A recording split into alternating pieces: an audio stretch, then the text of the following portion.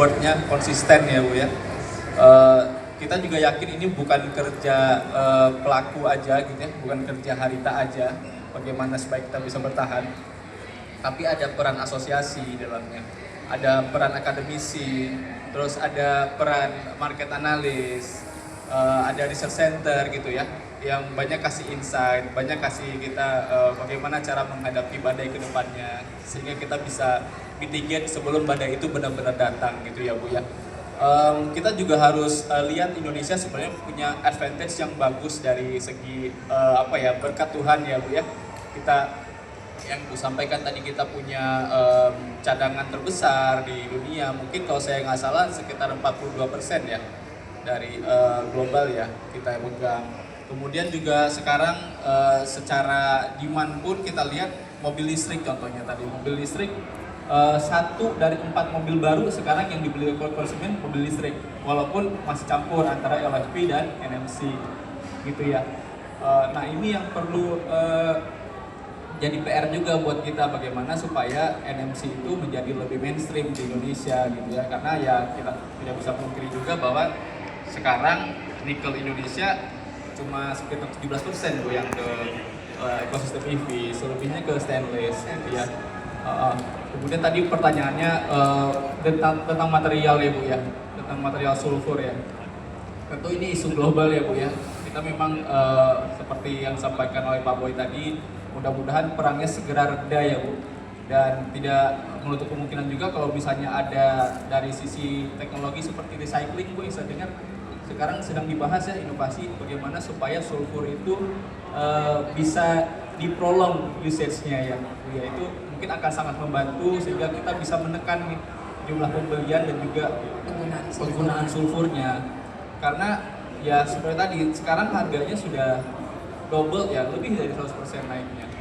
Dan itu pun kalau ada ya, kalau ada. Jadi memang kita masih wait and see juga, kita kaji seperti apa supaya kita bisa tetap resilient ya. Kalau dari sisi Harita sendiri, bagaimana Harita bisa bertahan, yang bisa saya sampaikan adalah advantage-nya Harita adalah punya integrasi vertikal dalam operasinya. Jadi kita tidak hanya secure material, yang dimana ore kita juga punya gitu, tapi kita dari segi power needs-nya, power plant juga kita, walaupun kita di remote area, kita punya supply power yang cukup. Di tengah mungkin harga bahan bakarnya yang mulai naik, tapi kita juga lihat juga potensi lainnya, kita integrasikan renewable ke dalamnya. Sekarang kita sudah punya 40 megawatt untuk solar panel rooftop sudah terpasang, dan ke depan kita sudah memanfaatkan si waste heat yang dari acid plant itu Bu. Jadi dari ekstraksi eksotermik itu kita gunakan kembali panasnya untuk mengenerate 50 megawatt. Jadi itu adalah salah satu upaya-upaya yang kita lakukan dengan harapan kita bisa mencapai efisiensi lebih baik dan juga lebih conserve dari sisi energinya, dan juga mereduce penggunaan bahan bakar fosil maupun bahan bakar yang tidak terbarukan. Seperti itu. Yang kemudian pertanyaan susah Ibu ketiga tadi apa Bu? Susah banget yang ketiga ini saya. Bagaimana menghadapi gempuran-gempuran aturan saat ini sehingga Harita masih bisa bertahan dengan cost produksi mungkin ya? Nah ini kalau untuk gempuran aturan ini butuh bantuan Bu Medi dan teman-teman ya pastinya ya, karena Harita nggak bisa kerja sendiri dalam hal ini. Terima nggak nanti pada saat Harita mau ekspor produknya harus melalui perusahaan negara? Ini sedang kita kaji Bu secara internal Bu. Jujur ini beritanya baru banget, fresh banget ya Bu ya. Belum 24 jam? Belum 24 jam Bu. Jadi kalau orang puasa belum sampai imsak lagi nih Bu. Jadi masih kita kaji, juga nanti mungkin butuh banyak insight juga dari Pak Enzo, dari Pak Boy, seperti apa menghadapi ini. Oke. Nah, bagaimana ke depannya? Apakah Harita sudah siap dengan ESG sehingga bisa masuk ke pangsa pasar Eropa? Nah, sudah comply belum sih ESG-nya? Ya, saat ini kita kan sedang on progress untuk IRMA ya Bu ya. IRMA sudah on progress, kemudian juga kita ikut ke dalam yang diinisiasi oleh APNI untuk standar ESG Indonesia, turut kontribusi, kemudian juga dari sisi traceability ya Bu. Selain kita sudah mitigasi untuk yang namanya battery passport, kita juga sudah diaudit untuk RMAP Bu, RMAP. Ya, oke. Ya, untuk jadi memastikan bahwa cara kita memproduksi material yang kita ambil itu benar-benar berasal dari sumber-sumber yang ada seperti itu. Sumber-sumber yang Ya, benar, yang traceability-nya bisa tertrace banget iya, gitu ya. bukan berarti sudah pasti seperti itu gitu ya. Tapi ini adalah upaya dan check and balance kita sebenarnya bagaimana untuk memastikan dan terstandarisasi.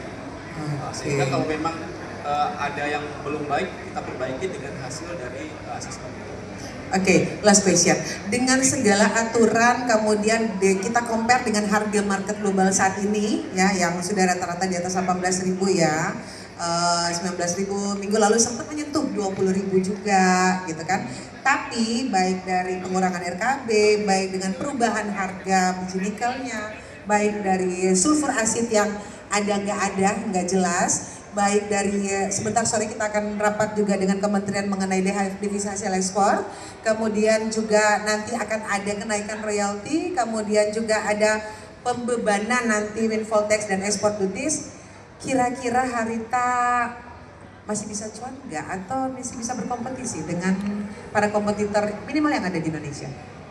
Insya Allah masih bertahan Bu ya. Masih bertahan ya. Karena juga tadi kita juga tidak hanya diskusi secara kita sendiri, tapi juga melibatkan juga asosiasi dalam sini Bu ya. Artinya yang dirasakan oleh Harita saat ini bukan Harita saja, tapi semua kita di perahu yang sama. Lalu kalau misalnya bocor ya nanggungnya sama-sama, nambelnya harus sama-sama juga gitu. Kebetulan saja mungkin karena Harita dalam posisi ini punya beberapa advantage yang untuk downstreaming yang walaupun masih mid ya jatuhnya ya, belum sampai precursor, sampai battery ya, punya sedikit keuntungan lah dibandingkan kita let's say cuma seberapa saja gitu. Oke. Masih ada napasnya Bu. Masih bisa bernapas ya. Tapi ada mimpi visi ke depan secara blueprintnya Harita untuk membuat end-to-end sampai ke EV mungkin? Pastinya mimpinya ada Bu ya, tapi bagaimana teknologinya itu tentu kita lihat. Kentil gandeng. Iya, se-visible apa ya. Dari Prof. Evi tentu banyak punya ide-ide yang juga bisa kita tolong. Nah, sering-sering dong. Sering-sering komunikasi. Sudah sering ya dengan Pak Tony juga. Oke, terima kasih banyak.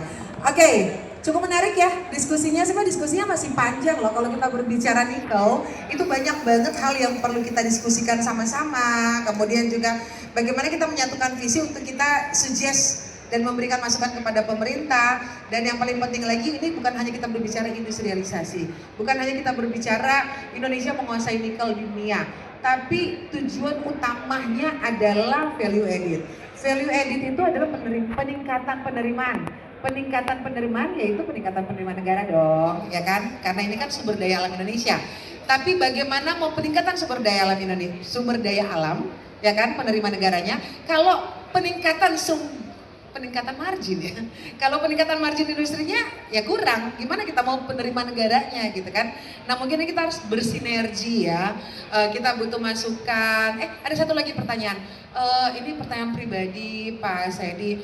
Kira-kira kapan sih saham NCKL naik? Indonesia sudah drop banget masalahnya ini. Ruginya luar biasa di 1 bulan terakhir ini. Drop parah. Nah kira-kira apa yang bisa dilakukan Harita nih biar sahamnya minimal naik dikit, apalagi kemarin astaga tsunami banget saya.